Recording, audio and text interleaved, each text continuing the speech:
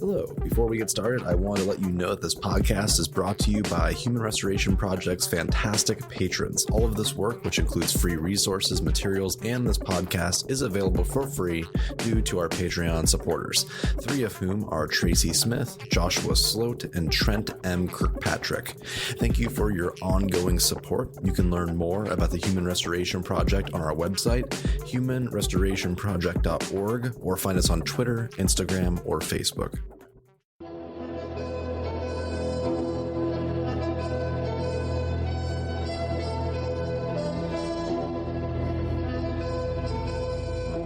Hello, and welcome to Season 3, Episode 16 of Things Fall Apart, our podcast at the Human Restoration Project. My name is Chris McNutt, and I'm a high school digital media instructor from Ohio.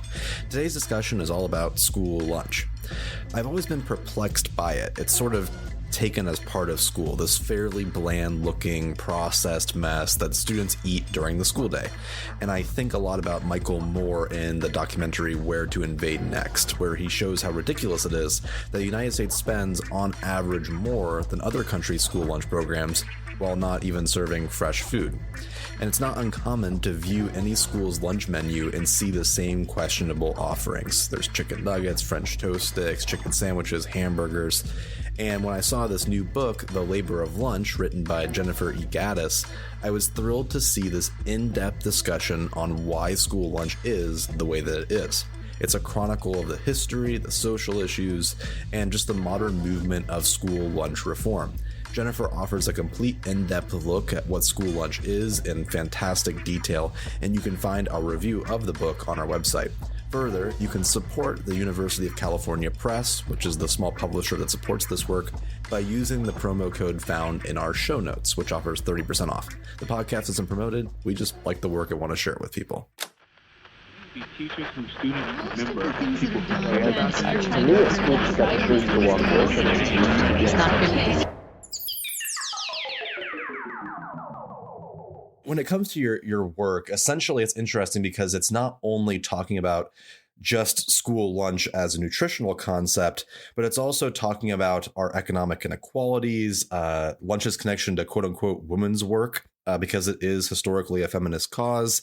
And, you know, for most people, including myself, when I think of school lunch, I think about lunch as pizza, chicken nuggets, hot dogs. It's always pretty much been the same thing, even when I was growing up.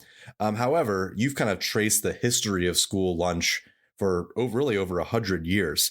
And there's a lot of different things that go into that. So could you talk about how school lunch has been connected to both just in general, the United States historical problems? Yeah, for sure. Before I dig too deeply into that, though, I'll just mention, I think some people don't even really realize that the school lunch programs that they might see operating in their local schools are connected, oftentimes, not always, but most of the time, to the National School Lunch Program, which was created in 1946. So one of the things I really wanted to do with this book is to help people understand not only the history of kind of what's happened since the 1940s, but also I wanted people to really take away this appreciation that this program didn't kind of spontaneously arise from nowhere. It had a 50-year history that really relied on a lot of more local level organizing, oftentimes organizing that was led by women. So I think one thing that is important to recognize is I kind of talk about school lunch through this lens of it being a feminist cause, just because it's something that if it's not taking place in schools, typically the people who would be the ones who would be preparing lunches for their kids would be women in their homes. So I think especially now, as we've recognized that there's such a time scarcity for so many women who have not only joined the labor market, but who are still doing, a disproportionate share of the domestic work at home, I think it's important for us to think about school lunch as an example of how, in at least one point in time, we sort of succeeded as women in saying we actually want to have new kinds of public programs that collectivize the care work that we're doing in our homes and make it public instead of private. So I think that there's a number of ways that over the years, so since the 1890s, when these experimental nonprofit school lunch programs first started popping up in urban areas around the country, that we can sort of see how various things like racism and patriarchal capitalism have really impacted the program and its ability to really provide the maximum possible benefit to kids and workers and to the country as a whole. So a little bit more specifically, I think during the progressive era, so in the 1890s through the early 1900s, when these programs were first starting, they were mostly charitable lunch programs that were set up to help poor children. So there was this real concern about immigrant families in particular not being able to provide nutritious meals to their children. And there was also this concern that middle class women had, because this was kind of like a time when compulsory education was really increasing, like in the US. So it was, I think, this concern about like, oh, our kids are in school all day. They need food. How do we make sure that they're fed? And there were these concerns that are very much, I think, similar to today in that individual women were concerned with, okay, how do I make sure that I'm packing a healthy lunch and that it looks good and it tastes good and it like kind of travels in a way that makes sure that all the different components aren't just like mixing together or drying out or kind of becoming gross, over the 4 or 5 hours that it might be sitting out before kids are going to eat it. So those same kind of concerns that parents might have today when packing lunches, I think were present then.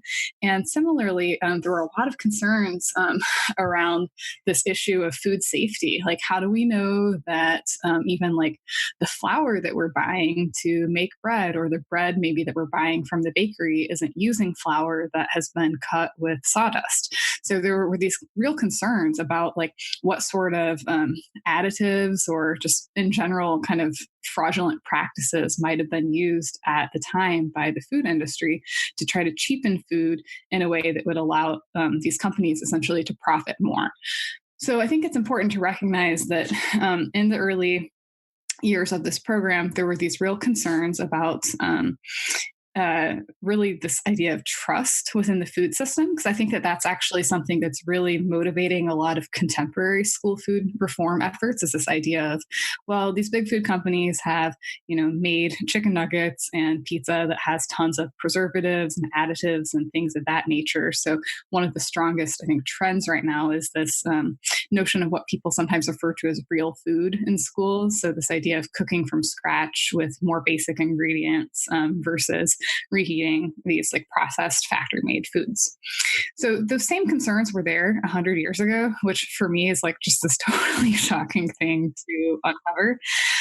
But I think at the same time, there were these sort of darker strands of what then was referred to as Americanization. So because schools were a place where you could reach a lot of people at once, there were these ideas that there's kind of a particular way of eating that is American and that's superior to like more so like I would say like food ways of immigrants. So it was really this idea that there's this particular kind of white way of eating, like white Anglo-Saxon Protestant, and this very white way of behaving. And there were some lunch programs at the time that really, in order to kind of curry favor with administrators who maybe really liked this idea of Americanization, like linked their school lunch programs very closely to this idea, because they really needed sort of whatever they could to convince people that these lunch programs were a good idea. So I think that that's kind of like part of the sort of darker side. And then from the 1930s through the 1960s, I think one of the things we really see is that federal support for these nonprofit school lunch programs really disproportionately flowed to white middle-class Americans, which is true of a lot of the federal policies that helped build the racial wealth gap that we see today. And then during the late 1960s, a lot of anti-poverty groups and activist organizations, and again, women who kind of participated in these women's clubs were very instrumental in uncovering and publicizing and politicizing the structural racism and economic discrimination that had really existed in the school lunch landscape during that time. So they were able to win a right to free lunch in the early 1970s for poor children, and they were able to get some sort of kind of federal national standard for what actually it means to be poor. But I think one of the things that we see kind of happening at that point is there's this, as more poor people are actually served by the program, the food quality quickly plummeted, and school lunch began to be really stigmatized as welfare food. And from that point, I think when it became a lot more sort of racially and economically coded, there were a lot of middle class and upper middle class families who started to opt out of the program and instead look for alternatives, whether it be packing lunches for their kids or purchasing things on the a la carte line that were different from the federal school lunch. So when I grew up in the late 1980s and 1990s, when I was in school, I think there was a really huge difference between kids who qualified for free and reduced price lunch and those who didn't. And it became really, obvious to see this kind of segregation, like just spatially in cafeterias. And I think as more and more of middle class and upper middle class families really didn't see their children being served by this program, it became an easier political target. And one of the things that I think I certainly didn't know when I was a kid, but came to appreciate as I was doing this research, is that in 1981, the Reagan administration basically cut the budget for school lunch by about 25%. So if I had any questions about why school lunch looked the way that it did when I was a kid, I think that that's definitely a part of the answer.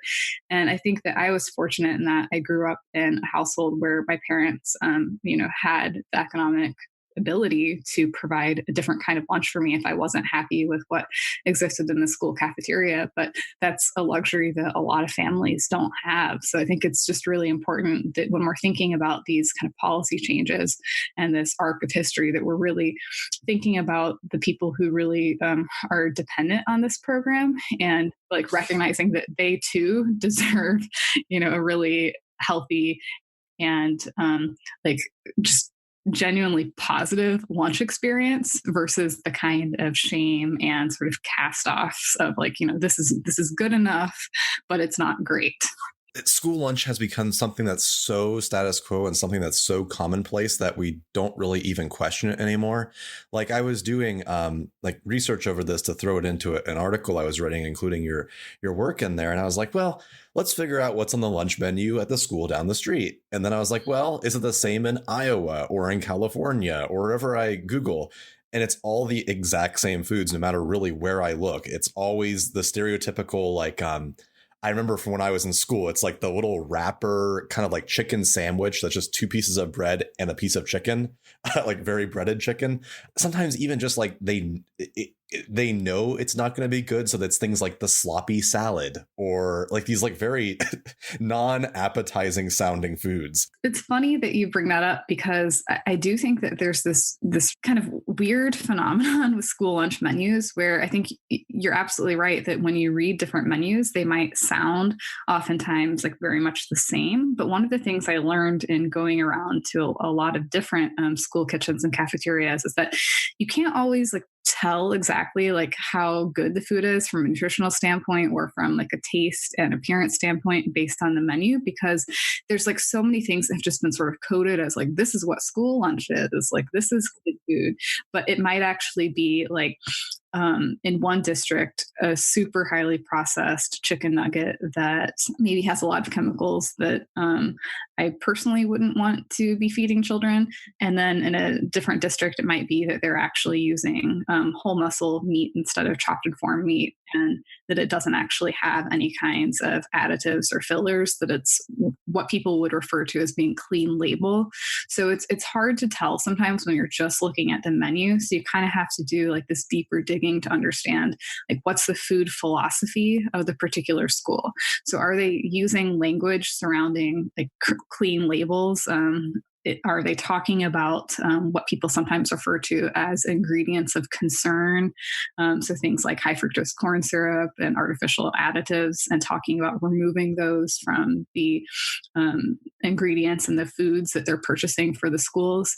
Are they talking about a farm to school program? Because there are actually a lot of, I think, improvements in schools. So it's important to recognize, even I think from the time that I was in school versus now, even though I think that there's still a lot of problems with school lunch that we need to address, the actual nutritional content has gotten a lot better since the enactment of the Healthy Hunger-Free Kids Act of 2010. So that went into effect in 2012. And one of the big things that it did was it really increased the amount of whole grains and fresh fruits and vegetables in schools. So it's not to say that like the menus aren't still really problematic, but I just kind of wanted to flag that it's a little bit more complex, and in general, things have actually gotten better. Yeah, it's actually really interesting to note how complex it really is. Like, I mean, your work has like hundreds and hundreds of sources. Like, it's incredibly complex to try to decipher everything. And it's really interesting to note that the things that you're talking about in this book, it's the same as what's going on across the entire country, no matter what time period you're looking at. And as you were talking about just now, a lot of the arguments of the past sound the exact same as the arguments that are being made in this moment.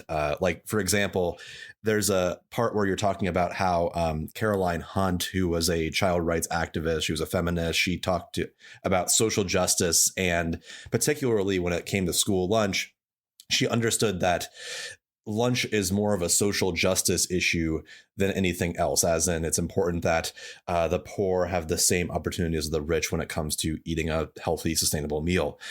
The kind of argument going on at the time was, which is the exact same argument that's going on now, is that when you are trying to feed everyone in this manner, well, first off, I guess the argument today would be that it's socialist, as it was in the 60s, even though the whole concept of the school itself is socialist, if we want to get into into semantics. But there's also like the idea of like, well, why don't you just bring your own lunch? Or why would we spend tax money on lunches when teacher class sizes are so large? Things like that. And what really stuck out to me more than anything else was that Caroline Hunt, was basically disparaged by higher ed people in a very neoliberal way. Like, they basically said, you know, why are you focusing on social justice when it's really a issue of teaching them sewing or how to cook, or like basically career readiness at that time period for women. Or even now, there's the concept of schools are more focused on this idea you need to be college ready or career ready, which in my opinion is a neoliberal coding. When you say that, you're basically saying we need to drill students to be college ready in my opinion, inhumane style AP classes, instead of focusing on a child's well-being first and then worrying about college and career second. They tend to go hand in hand if you do the first thing. So that's kind of a very roundabout way of asking, what are your thoughts on this concept of career and college readiness, and how do you see that factoring into the school lunch issue? Yeah, I think that's a really interesting question. And the first thing I actually want to flag is that Caroline Hunt was the very first professor in the department where I currently am at UW-Madison. So she was the first home economics professor that we had, I think in 1903 is when she started. Included her story in the book is because I find that so many of my students, so I'm now in a small department called Civil Society and Community Studies, which is part of the School of Human Ecology. And I think so many of my students have this idea, if they have any idea whatsoever, of what home economics is. What they think of is exactly those kinds of like manual skills, so cooking and sewing. And cooking is generally thought of as like, oh, you know, you open a box and maybe you add an egg. That's kind of like, you know, what you would have learned to do in a lot of home economics classes if they were sponsored by any kind of food company, or if your school got any kind of, you know, resources from those kinds of companies. So it's really important for me to make sure that they understand that home economics, as it was originally envisioned by the field's early founders, was very much motivated by this idea of how do we actually work together to promote the social good for everyone, versus this idea of how do we just make household labor more efficient.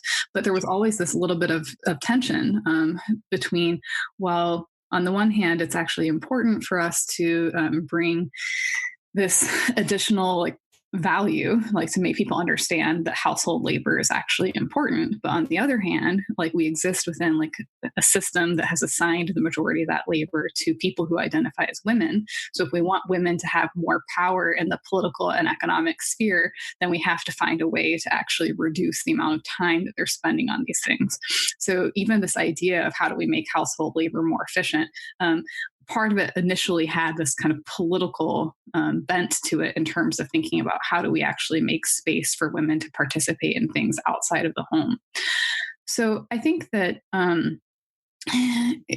as far as this kind of current career readiness, college readiness movement goes, I think that it's really preparing people to fit within an existing system, and particularly to be, workers within a capitalist society that's oftentimes quite oppressive and exploitive of people who have limited power within that system, instead of preparing kids to build the futures that they actually want to live in. So I kind of see the type of educational work that Caroline Hunt was doing, where she was really trying to get people to understand the power of their collective wealth. So doing things like, staging boycotts of companies that maybe had bad labor or environmental practices. Or she was also teaching people how to do what we might now call citizen science, so testing water quality and stuff like that around Wisconsin, and asking them to be involved in the pure milk movement. So making sure that milk didn't have various kinds of things added to it, or that it was sanitary. So she was really trying to help people develop skills to where they could participate in not only voicing what kind of political and economic systems they wanted to live in, but also have some additional layer of transparency and accountability. So I think that, within this idea of career readiness and college readiness today, it has the same kind of disempowering effect of really teaching people that what you need to do is fit within this existing system, because this is always how it's going to be. And what you need to do is to find a way to kind of, succeed within it. When I think what we really need to do is to be paying a lot more attention to not just these very short-sighted ideas of what creates value in a person's life or economic value in a society, but to instead think more in the long term and from a more holistic standpoint about, what people's potential might be in really making the world a better place versus just, profiting corporations. I love the fact that that is kind of the underlying idea when it comes to a book that's about school lunch. Not to downplay the whole point of the book, but it's interesting. The underlying idea is really a critique of society in general, and all the different issues that go into, especially America, with this neoliberal, corporatist, racist, sexist, etc. Society, and trying to find ways in order to fix that, and get kind of the solution that you offer, or I guess the thesis of the book, gets into promoting the work of women, particularly lunch ladies, which is one of my standout points of the book, is where you talk about how many lunch ladies like the terminology lunch lady, even though it might be seen at first as kind of a demeaning term because of how it tends to be portrayed. I also love the fact that men are starting to be called lunch laddies, which I think is brilliant. I absolutely love that. But I mean, when we want to promote women as a lunch lady, we want lunch ladies to have this power informing their own school lunches. There is that stereotype of, I think of the Simpsons or any cartoon, where the lunch lady tends to be kind of like a non-socially socially acceptable. I don't know if it's the right word, but they're portrayed in a very negative light, which leads to us being able to easily critique lunch ladies as not being a legitimate worker, or not be a whole person, or not really be someone who knows what they're doing. So how can then educators counteract that? Because what you're talking about in the book is that it couldn't be further from the truth, that lunch ladies actually do have the capability of order to change the system. Yeah, I think that there's a few things that are important for people. Well, I'll mention a few kind of concrete ideas that people can engage in this issue. But I think as kind of background knowledge, there's some important things to recognize that it might look today as if this job has been de-skilled, especially if we're thinking about specifically the job as something that involves cooking. But I think that one of the things that the book really tries to show is how this really happened not because people who are involved in school food service and specifically lunch ladies wanted it to, but it was kind of the influence of a lot of these big food companies and the extreme financial pressures that local food service departments were under that really led to this shift away from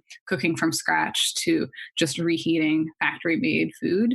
So I think that it's important to understand not only that this kind of happened over time and really had a certain like politics behind it, but also that the cooking side of things and even like the serving side of things is only one aspect of the work that school cafeteria workers do.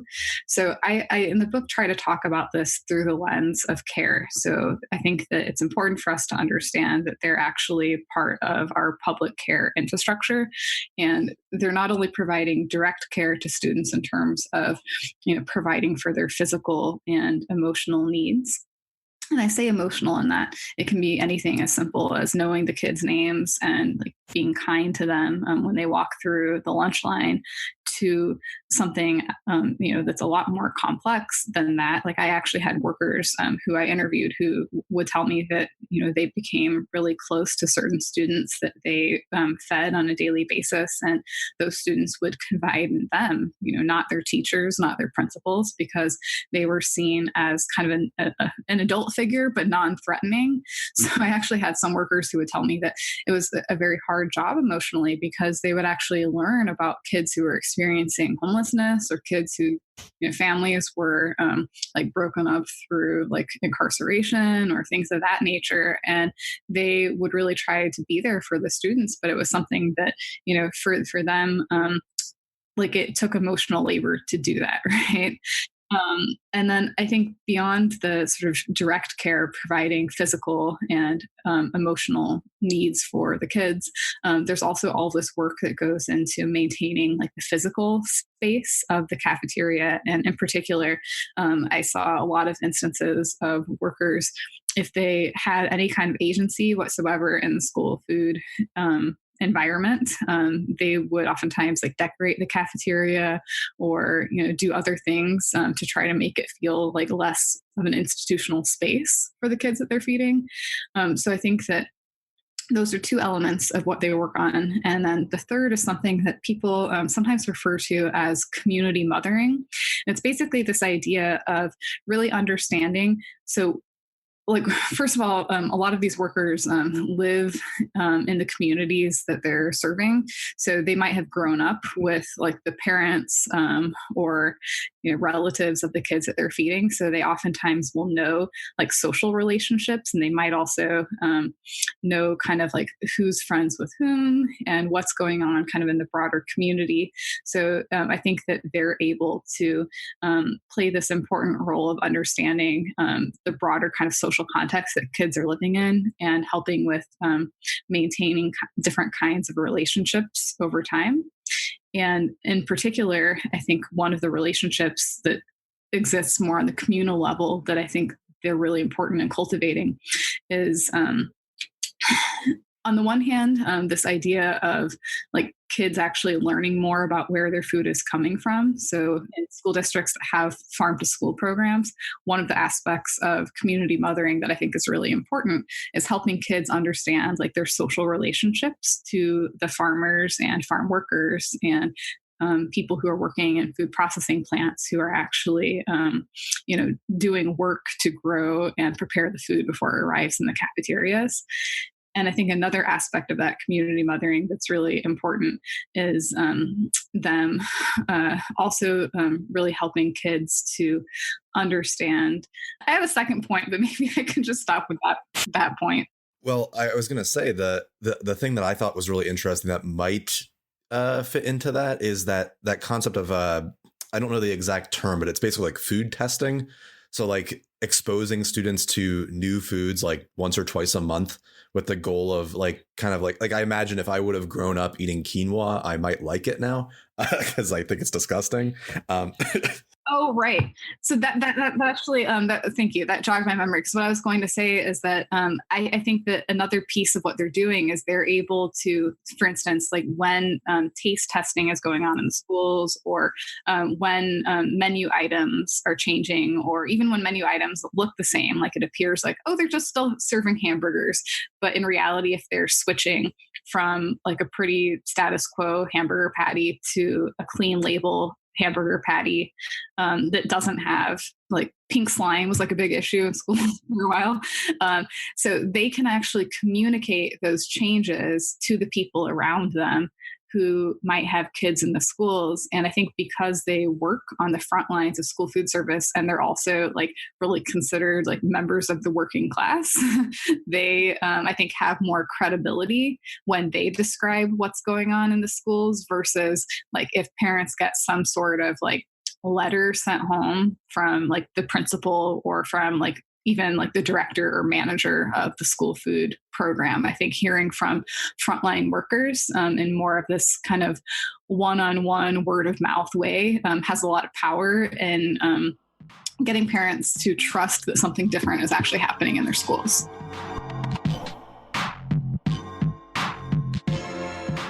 A quick reminder that the Human Restoration Project's work is brought to you by our Patreon supporters. As we continue to grow and build a progressive education hub, we need more supporters to support our growing infrastructure costs. By contributing $3 a month, you can help spark this initiative and make it come to life. Visit us on our website at humanrestorationproject.org to learn more.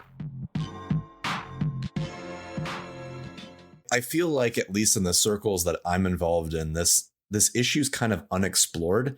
Like, as in, there's a lot of really great work going on around the country, but I don't feel like I hear too much about it. Like, for example, like you specifically talk about Minneapolis public schools. And as you mentioned, they have farm to table. They have all this great information on their website about what they do. Like, food has become part of the curriculum, which is a goal that people have had now for over 100 years, dating back to the progressive era, as you talk about in your work.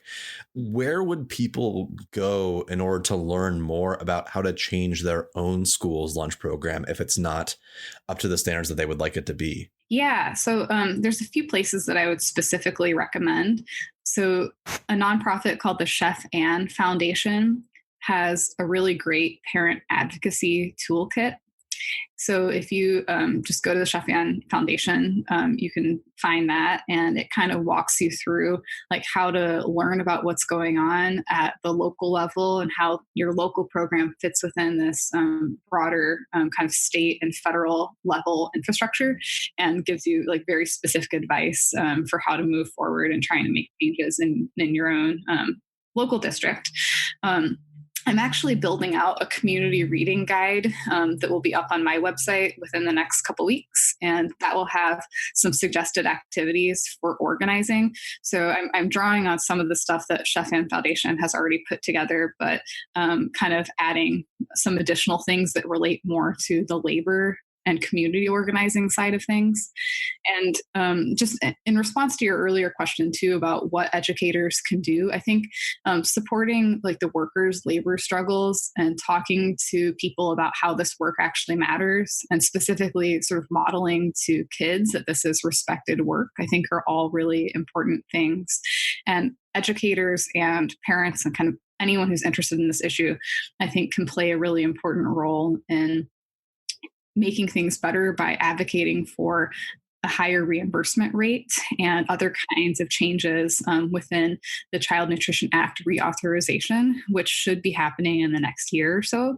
So I think that paying attention to what's happening at the policy level is a really important thing, but I recognize that it can be really confusing for people. So what I would recommend is there's actually a nonprofit organization called Food Corps that really first became known for its work in doing food education. So Food Corps is actually sort of linked to AmeriCorps, and they have several hundred service members in schools around the country who do a lot of this like taste education and other kinds of things like that with kids.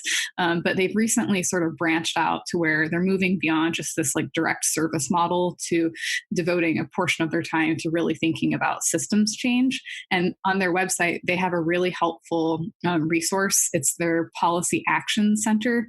And you can go to that section of their website and actually sign up for policy alerts.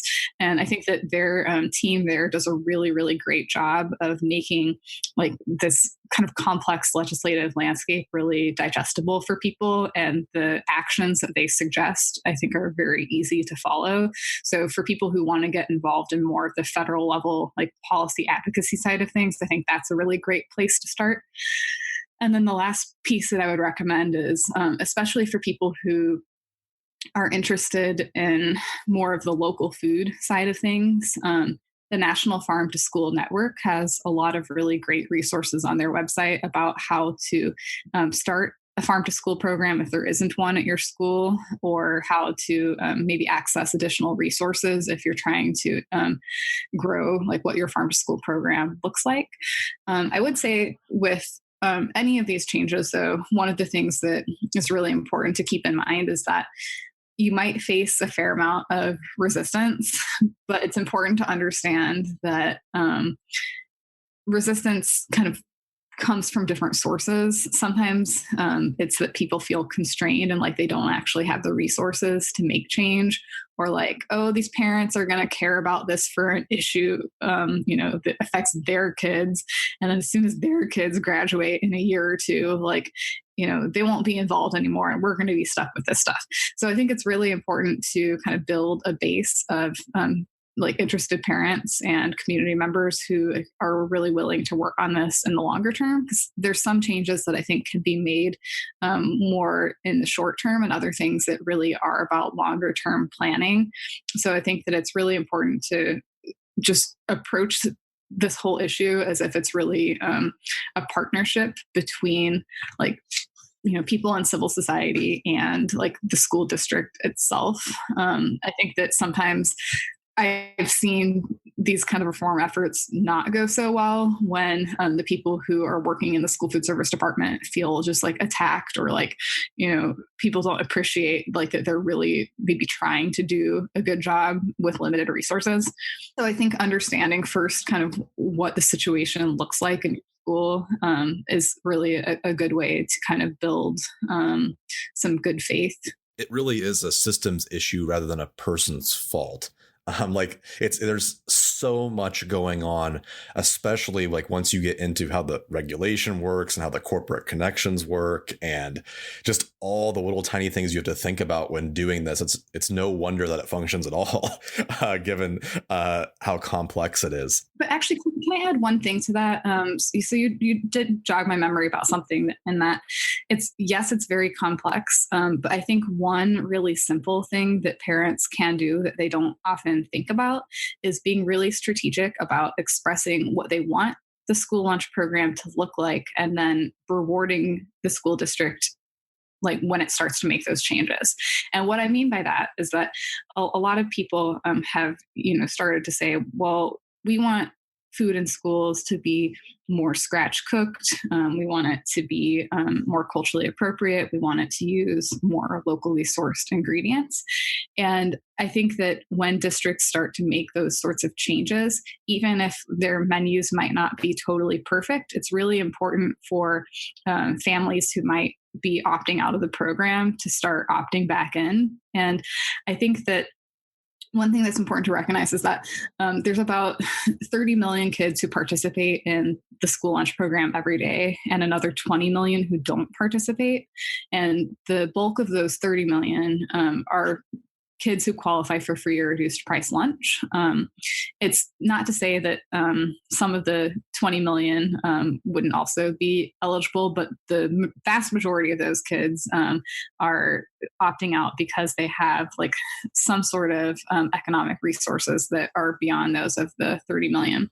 So I think that it's really important to try to get some of those 20 million kids to opt back in, because the way that school lunch finances work is that you really need high levels of participation in order to enable a school district to continue to make positive changes. So one of my favorite examples of that actually comes from Austin Independent School District in Texas. And their school food program has done a lot of really wonderful stuff to improve. They passed something recently called the Good Food Purchasing Program that not only looks at the environmental impact and local economic impact of purchasing, but also looks at workers' rights and nutrition and animal welfare. So it's more of this kind of holistic framework for how to think about starting to maximize the public value of purchasing food for like public institutions like schools. So they've done a lot of really great stuff to change what the food looks like. But they still have, and they actually have a number of schools in the district where like all kids get free lunch through something called the community eligibility provision. But they still have about 50% of kids who opt out of their lunch program. So their food service director actually went on the local news at the beginning of the school year and said, hey, like for all of you who are packing lunches for your kids, I want you to know that if you were to let your kids participate in the school lunch program one time per week, I could afford to serve grass-fed beef in all the cafeterias. If you were to let them opt in 2 times per week, I could afford to serve organic produce. And if you were to let them opt in 3 times per week, I could afford organic milk. So I think that it's important for people to understand like that those kinds of quality improvements really depend on them sort of opting back into the system to fix it. The only caveat that I would give there is that it's really challenging for families that are like sort of close to the poverty line and close to even like the 185% level of the poverty line, which is like the cutoff for a reduced price lunch. Because those families, you know, they can pay 40 cents for their kids' lunches, but if they don't qualify for reduced price lunch, they have to pay the full price. And that full price is set by local school districts. So on average, it's between $2 to $3. But some places charge a lot more than that. I was actually just talking to one of my students here at UW-Madison, who's from New Jersey, and she told me that her school lunches cost $5.85. So she said that her family, yeah, no, exactly. So she said that her family never participated, not because like she, you know, didn't think the school lunch was good enough, but because like they couldn't afford to pay that much for 3 kids every day. So she just bought a sandwich. So I think that it's important for us to, I think on the one hand, move to a universal free model of school lunch, but then to make sure that once that's something that's available to families, that families, even if they had the economic ability to opt out, that they're instead opting in, but then holding the district and the federal government accountable for what they want those lunch programs to actually look like. It's very interesting how like kind of economies of scale work, where it's if people opt in, they can't afford those different things. It makes sense, but I guess I didn't really think about it. I mean, realistically, in order to make this work at a federal level, the government has to really go all in to make sure that everyone has adequate funding, or else you're going to run into the exact same situation that has happened in the past, which is the rich kids get the solutions and then everyone else gets left behind over time because it's just not sustainable without government federal funding. And in order to make that happen, you talk about how it can't be piecemealed. Like you can't just like make a little tiny change and hope that that really makes a big shift. And I think about the debates going on in this country with healthcare and education and all these other serious, mostly economic problems between rich and poor that occur. Do you have like, what are your hopes for the widespread changes of school lunch? And do you see that eventually spreading to things like, I mean, it's not really brought up a lot, but like the concept of universal breakfast or other things that would help those, especially in low income communities, have access to healthy food at school? Yeah, I think that that's a great question. And one thing I'll say is that, so I basically finished the book in February of 2019.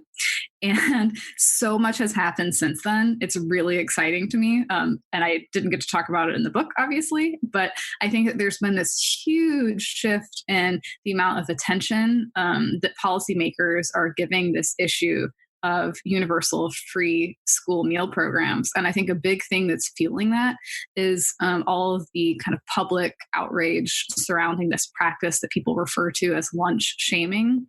So for those who don't know what that is, it's basically when children accrue lunch debt. So when they don't pay their lunch bill over a period of time in order to kind of get their caretakers to pay up, schools might use different tactics like serving a cold cheese sandwich or dumping like a kid's lunch tray, or it used to be that sometimes they would also use like hand stamps or other kinds of like visual like markers, or in some school districts they also tell kids essentially that they can't participate in extracurricular activities like prom or things like that if they have lunch debt. So I think that issue, and particularly how social media has sort of shown some of these shaming tactics, has really elevated this issue. And so there's actually been, I think, a really positive and exciting policy development in the last month. So Senator Bernie Sanders and Congressperson Ilhan Omar from Minnesota, the two of them actually just recently introduced this thing called the Universal School Meals Program Act. And what I really love about it is that it moves beyond just this idea of universal school meals, so including breakfast and lunch and a snack, to actually say, that's something that we need to do to just make sure that all kids have healthy food and that no one experiences stigma. And we actually start to create the conditions for like school cafeterias to feel like inclusive spaces and to actually engage in like the educational side of food and nutrition. But we want to move beyond that. So in this legislation, a couple of the things that they propose that I think would make just a world of difference are increasing the reimbursement rate. So they're, I think, proposing an increase in about 30 or 40 cents per meal, which I think would make a big difference in terms of what workers are able to make and what sort of things schools are able to do with their supply chains as well, in terms of promoting equity and making sure that food chain workers, who are some of the poorest workers in the country, are actually starting to earn better wages and have better working conditions. But they also have this stipulation that I think is amazing, where they're saying that any school district that sources at least 30% of their ingredients from local sources would get an additional 30 cents reimbursement from the federal government per meal. So it's the first thing that I've seen that would sort of recognize that the kind of grants that the U.S. Department of Agriculture currently provides for farm to school programs tend to be more about like planning and kind of setting up infrastructure. And they're not really any kind of sustained incentive to continue this kind of purchasing, and they don't provide any kind of cost offset to making this investment in like good and fair food. So I love that this bill is linking these different aspects of food justice together, both for the kids and for the workers who feed them. And I think it's also really using our public school programs in a way that we should use them, which is basically to start creating the kinds of economic and ecological changes that we need to make happen. So I love that they're actually trying to use like public money to sort of drive this type of sustainability transition. So I think if people can support that bill, that would make a huge difference.